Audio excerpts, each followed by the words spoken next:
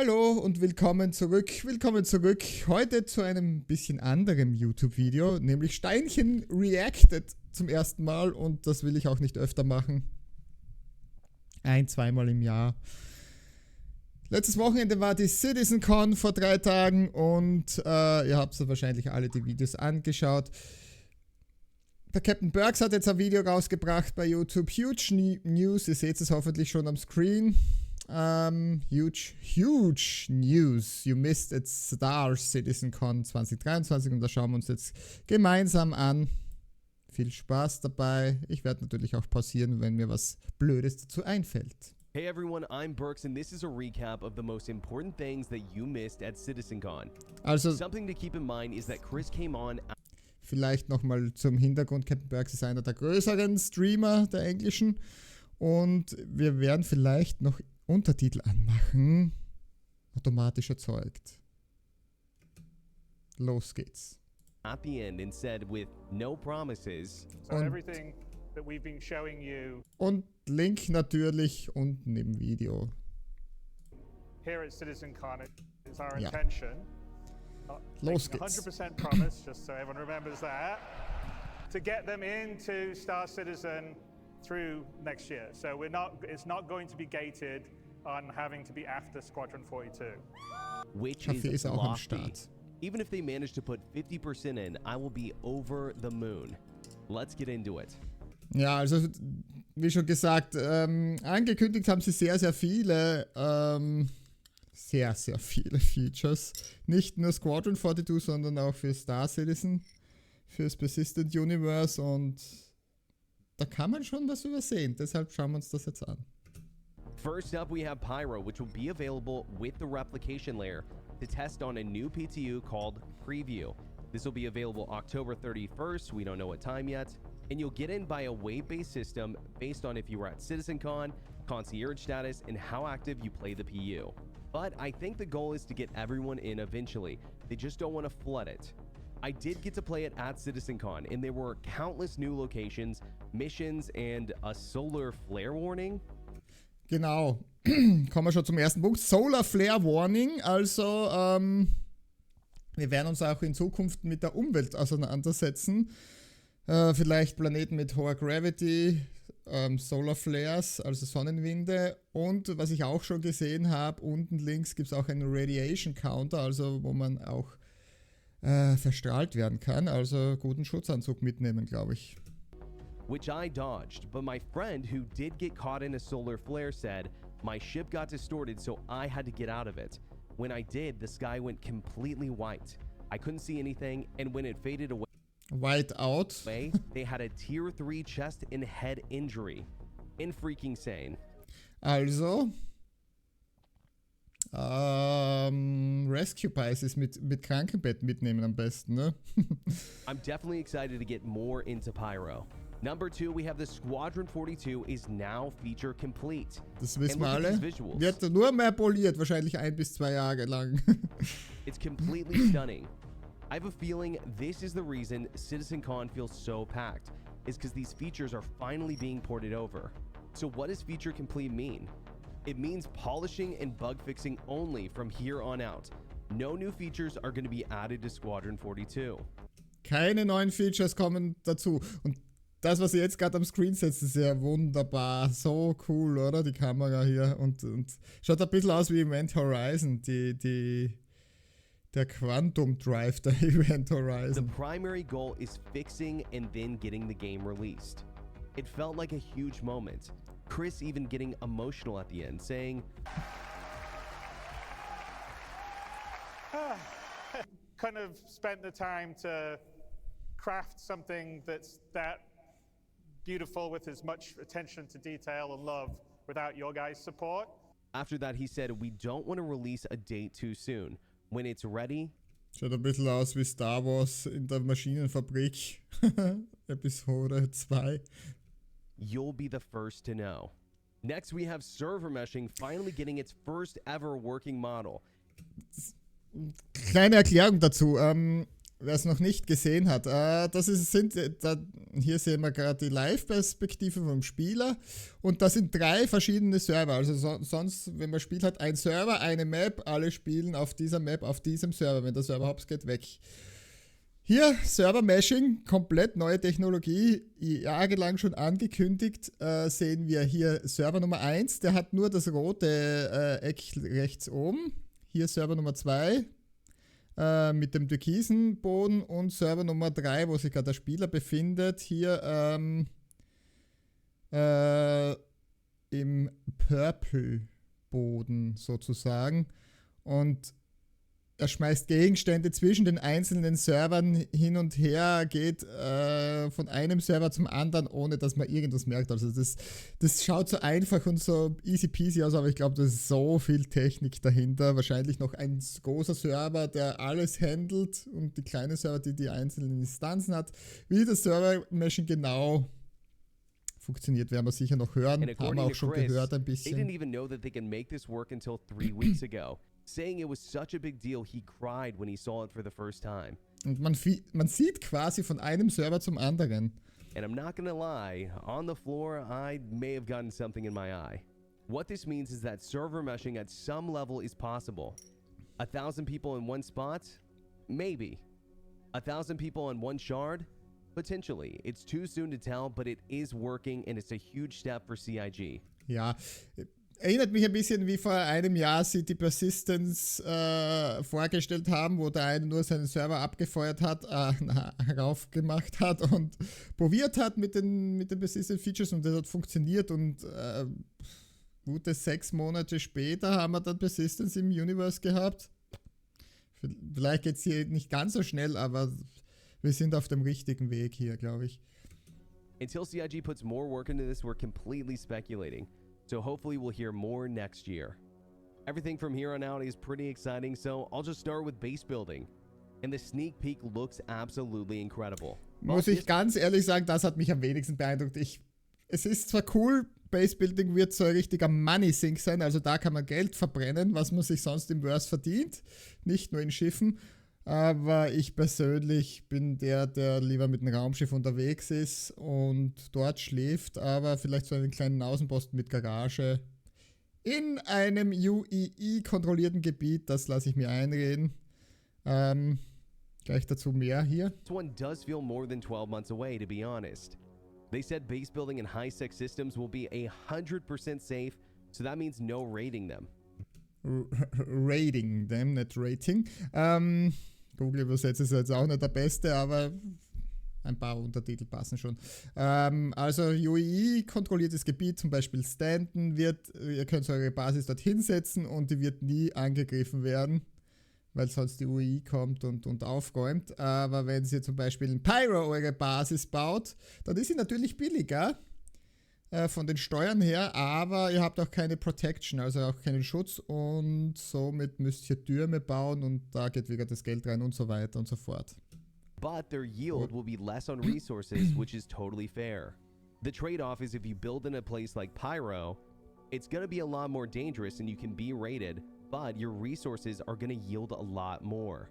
And also, the Galaxy can now make bases for some reason. Stimmt, nicht nur die Pioneer wird Basen bauen können, sondern auch die Galaxy, die hat ja die Module hinten drinnen, der Keil von RSI, wird auch kleine Basen wahrscheinlich bauen können, wo sie das Modul hinten einfach austauscht. Es gibt das Cargo-Modul, Krankenmodul und was weiß ich was, Battle-Modul oder so. Jedenfalls wird es ein Basisbaumodul auch geben. Weird, but okay. They did also hint that solo and org bases may start on the ground, but there's room for more stuff above. Maybe I'm reading into this. I don't know. I talked to Morphologist about it, and he thinks space stations. I think so too. Space Stations After that, we have vielleicht. the Star Map getting. Star Map. Großes Update für die Star Map. Minimap zu Boden, im Schiff. Und das ist alles eine Map, also du kannst wirklich von deiner eigenen Location, also von deiner eigenen Position rauszoomen bis wieder ins System wahrscheinlich und wenn es mehrere Systeme geht in die Galaxie wahrscheinlich oder so. A fundamental top-to-bottom rework. You'll get a detailed minimap of the full map of your environment. This includes your ship, terrain outside of buildings, inside of buildings. And if you scroll out even all the way up into space, it's all one contained map. Genau. You'll also be able to sell the custom markers with data and then be rated on how good that data is when someone buys it from you. Was wieder ein bisschen in die Forschung rein oder ins Exploring rein trifft. Ihr könnt irgendwas erforschen. Hier gibt es ganz viel Schalanit zum Abbauen. Ich verkaufe meinen Marker. Ich will den Schalanit nicht selbst abbauen. Ich verkaufe meinen Marker. Und wenn du dann ehrlich bist und das Schalanit nicht abgebaut hast, dann bekommst du wahrscheinlich auch eine positive Bewertung und kannst mehr und mehr und mehr Geld damit machen. Von Bewertungen wird das Ganze leben, ne? Weil würde ich mir ja auch wünschen fürs Medic-Gameplay Bewertungen, dass die viel mehr, momentan ist es ja nur in der ersten Iteration im Spiel, aber wenn das mal funktioniert und ich kann Spieler bewerten, weil sie mir schnell geholfen haben und mich gut versorgt haben und da gehen dann die Bewertungen rauf, die Reputation unter Spielern, das ist schon ein sehr wichtiger Punkt für Star Citizen dann. They're going to be able to make this stuff work, but if they do, it looks incredible. Scanning also ties into this with both improvements to ship and FPS scanning. The promise is that with FPS scanning, you can ping enemies and interesting items, loot, through walls in a short distance from you. I'm imagining depending on how powerful your scanner is. I'm a little concerned on how this will work in PvP, but it looks really cool. PvP, ja, ist natürlich eine ganz eigene Geschichte. Kann man alles scannen, wenn man gegen echte Spieler spielt oder nur für einen kurzen Zeitraum oder mit gewisser Ausrüstung, die sich verbraucht.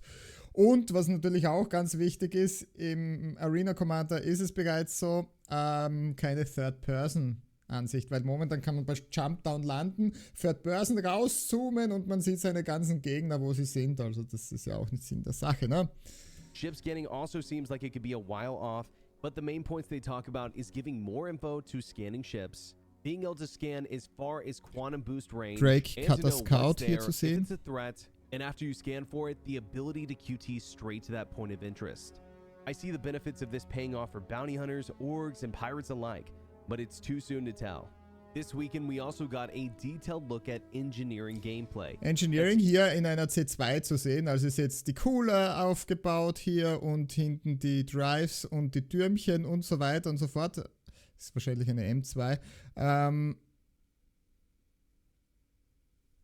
Man braucht eben Dinge zu tun, wenn man ewig lang im Kampf ist oder ewig lang im Quantum Drive und so weiter. Wir werden sehen, wie sich das ausspielt sozusagen. Ist auch die Frage auf Reddit aufgeploppt, wenn ich jetzt alleine eine C2 habe und irgendwas brennt, dann keine Freunde habe, kann ich das Schiff überhaupt fliegen? Ich glaube schon, dass man das Schiff fliegen werden kann.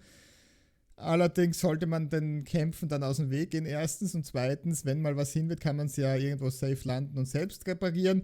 Oder natürlich wird es auch NPCs zum Anheuern geben und Blades und so weiter. Weil es gibt so viele Leute, die so große Schiffe haben und die werden sie nie sonst fliegen können, weil jeder will alleine fliegen und ab und zu willst du mal in einen Turm rein und so weiter.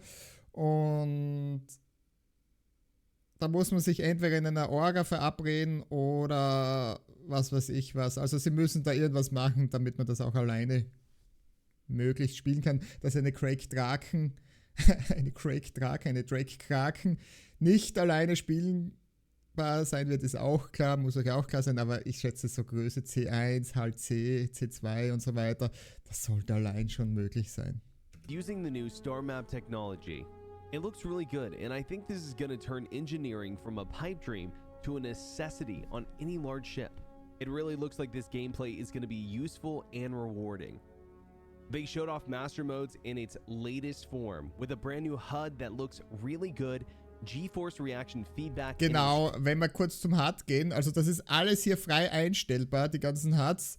Da gibt es dann den Kampfmodus, den Scout-Modus, den Mining-Modus, den Scan-Modus, den Quantum-Modus und so weiter. Und die könnt ihr euch ganz selbst zusammenbasteln und ihr könnt auch hier oben links und rechts eure HUDs einrichten für alle, die Tobii Eye Tracker und so weiter benutzen. Also das kann man alles anpassen, customizen. The cool thing here is Precision Mode, which they showed off for the first time at Citcon. This allows you to engage targets from 5 to 6 kilometers away. Kann sein, dass sie die Ares Inferno und Ion um dieses Gameplay hier herum balancen werden wahrscheinlich. Ja, was ihr hier gleich sehen werdet, man muss gar nicht mehr vorhalten, also der Precision Mode, ihr visiert jetzt einfach euer Fahnenkreuz in den Turm rein, feuert und der hält automatisch vor. Pretty nuts. I do think this feels like it should be a thing just for turrets or maybe big ships, I don't know. Yeah. When you're in this mode, it will even lead your shots for you. Genau. And that made it kind of weird seeing it on a Gladius, but it's not like this mode's going to be helpful for dogfighting. It's more of a PvE or a fleet fight mechanic for fighting big or capital-sized ships. I think it looks really cool, and I can't wait to use it. Not only does the new QT look visually incredible, but it also adds a layer of gameplay to entering QT. That's right, and it looks so cool. It reminds me of the interdiction mechanic in Elite Dangerous, and they did confirm it's only going to be for the first 10 seconds or so you don't have to worry about staying focused for a 15-minute QT jump. Neue Quantum-Mechanik, ihr müsst 10 Sekunden mal ins Ziel reinhalten mit eurem Joystick oder mit eurer Maus und dann seid ihr unterwegs. Personally, I've been wanting CIG to do something like the Elite Dangerous mechanic forever. So hopefully, piggybacking off of this change, they move it to interdiction as well. I think it'd be cool, it would add detail to QT, and also interdiction gameplay, which, to be honest, is a bit stale at the moment. They also hinted at doing more in QT, but they didn't say much. We'll have to see what the future holds. New missions of all types that directly affect reputation in huge ways are coming. If you take missions from the UE enough times and become a known criminal bounty hunter, well, criminal orgs are not going to want to work with you. You'll have to break your own mold to access other types of gameplay. Ja, ist klar. Ihr habt so eine hohe Reputation bei den Bounty Hunters, dann wird die Twitch von ArcCorp euch nie anrufen und fragen, hey, machst du mir illegale Aufträge, also Reputation und so weiter. Reputation is going to matter a lot more than people are thinking. Also, raids have got to be the coolest thing I saw out of the mission demo. What's being promised is you'll need a group of a couple of people to achieve fighting NPCs, solving puzzles, fighting bosses, getting rare loot, and even having players come after you with some sort of response mission. Genau, also viele Multiplayer- und Orga-Missionen sozusagen, die ein paar halten einen Punkt, die anderen lösen ein Rätsel und die dritten scouten voraus und so weiter und so fort. Also da wird cool werden. This gives me Destiny raid vibes and I absolutely love it. My dream in Star Citizen is to work with other people to achieve goals in game. Squeezing this in, Hey und einen wunderschönen guten Morgen, Ray Fox. Danke fürs Vorbeischauen. Wir machen gerade eine Reaction zu Berks Video hier mit ein paar Hintergrundinformationen nochmal zu Citcon und ja, dann gehen wir ins Spiel rein. Talked about new loot in blueprints that you can earn through weapon missions to get ja, Crafting und so weiter. Das erklärt er hier auch ganz kurz. Ihr müsst schwierige Missionen abschließen oder könnt euch wahrscheinlich dann ganz teure Blaupausen kaufen und dann euch einen speziellen Armor, eine spezielle Waffe craften. Available in-game. That's right. I'm talking about doing nur in-game, ihr könnt kein echtes Geld dafür ausgeben, ne? Looting or gaining enough reputation to earn so a rare weapon, an armor set, or a ship that you cannot buy on the pledge store. This is theoretical TM, soon TM. I held the line TM, and we're really getting into speculation territory, but I like where CIG's head's at on this one. We need in-game progression, and this is a great first step. Genau. Next, the new interaction system actually looks so fun. And it uses context neue to your environment, Animationen. so you don't have the current clutter of inner thought. Up next, the new inventory system is designed around fast combat looting. It finally looks up to speed for a quadruple A game. And the current das ist meine nächste Frage. Wird das unser Moment das Inventory mit Taste I ersetzen? Das ist sehr, sehr schönes, aufgeräumtes Interface, so wie es sich gehört für einen Shooter eigentlich. Aber wird dieser Screen hier nur für Squadron 42 benutzt oder wird das wirklich auch das Star Citizen Persistent Universe beeinflussen?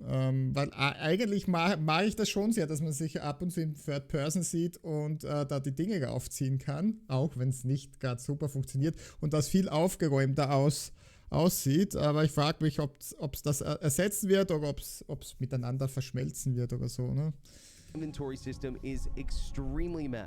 And the functionality Nur in der combat nur der Loot Screen. Gut, dass der Chat da ist. Das ist nur der Loot Screen. Das ist cool.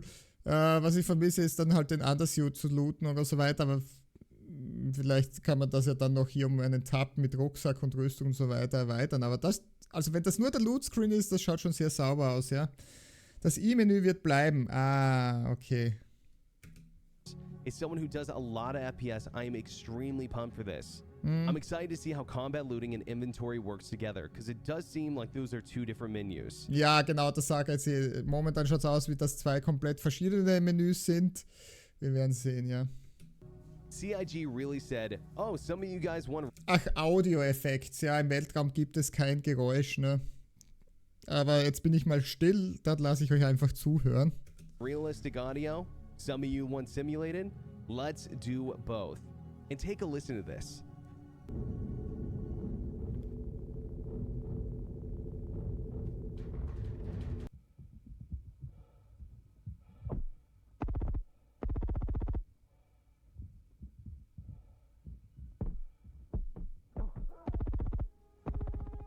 This is the new realistic audio option, and you'll be able to toggle it on and off whenever you want. The only concern from the devs might be balancing this for PvP. My thought is this: balance for the default, which is simulated audio. That's what we have now. And let people who want realistic audio take a little bit of a hit for balance so we can have both realistically. We did see a lot of updates on several ships. Genau, wieder ein paar hier, die Whitebox, was ist das? Ist das die Polaris? Gefällt mir eigentlich nicht, muss ich ganz ehrlich sagen.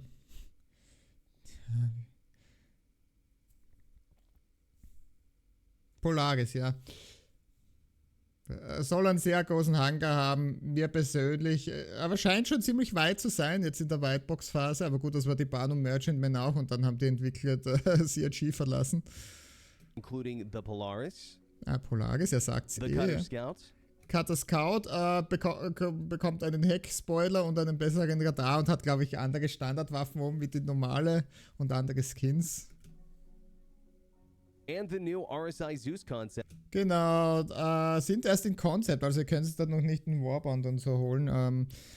Die RSI Zeus, das wird halt der Konkurrenz zur C1, A1 und E1 und zur Cutlass Black werden wahrscheinlich. Die Avenger Titan ist ein bisschen zu klein, dass sie da eine Konkurrenz spielen könnte.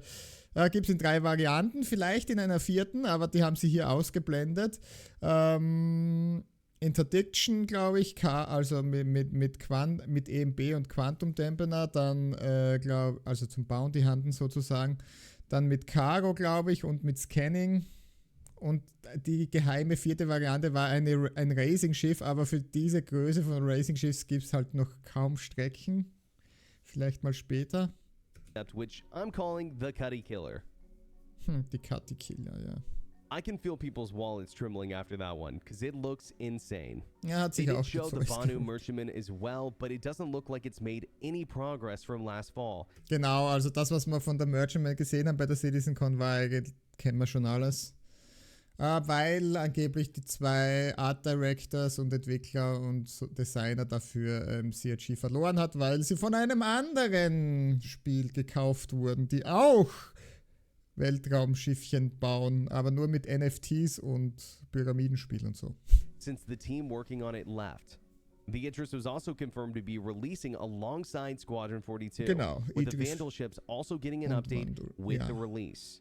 Character customization is seeing a serious upgrade with a ton of new... Sehr cool. Viele neue Haare, was mich sehr freut, obwohl wir zu 95% mit Helm rumlaufen werden, aber also die Haare models, faces, hairstyles, and the UI in general looking much, much better than it does now. Custom geometry for things like ears, eyes, and noses, and along with that, confirmation from CIG, you will finally be able to save and even share the models made with it. Das ist sehr cool, weil ich bin so schlecht im Charakter erstellen und dann lade ich mir irgendwo einen hübschen mal runter, spiele den rein und mit dem spiele ich dann. Passe ihn vielleicht ein paar Nuancen an. Say clone army, because this is how you get a clone army. Wrapping up here, there's so many small things I missed, which are kind of big things too, like destructible terrain they're working on, which will probably be only partial destruction on things like buildings and environments, but still really cool. New water physics, a small preview of animals, new outposts that are going to take place on the water. We saw a boat, stealth and bounty hunting, seeing a serious improvement, and much, much more I probably missed. If you need more info, I would seriously encourage you to go watch the panels yourself. They are amazing this year and totally worth your time. You can really tell CIG put a lot of love into this one. That being said, I am skeptical that CIG can deliver all of this, just a massive amount of content, in the next 15 months before Q4 next year. I will be over the moon if they can deliver even half of it. But a lot of this stuff is coming in 322. And even sooner, the 31st, we're getting Pyro. Haare, glaube ich, kommen schon mit 3.22. These are all great signs in the right direction, and clearly, CIG is listening to us when we say we want stuff sooner and we want results. I'll see you 12 months from now to see if that's Ruin real. Station in Thanks so Pyro much for übrigens. watching, and let me know in the comments what you think. Wird halt sowas wie Grimhex sein. Ja, das ist der Berks. Ich schmeiße euch noch einmal den Link in den Chat, falls ihr es nochmal für euch selbst anschauen wollt. Ist auch unten im YouTube-Video verlinkt. Das war es nicht vom Berks, sondern vom Steinchen. Und ja, danke fürs Reinschauen, liebe YouTuber.